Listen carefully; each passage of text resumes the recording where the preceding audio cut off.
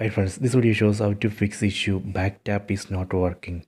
Double tap and triple tap are not working. Please don't forget to subscribe this channel. Please like and share the video. Go to settings, tap on the settings app icon. Go down, select accessibility. Go down, select touch. Go down. Here you can see back tap. Right now back tap is off. That is the reason. Tap on back tap. Here you can see two options, double tap and triple tap. First let me fix double tap issue. Tap on double tap.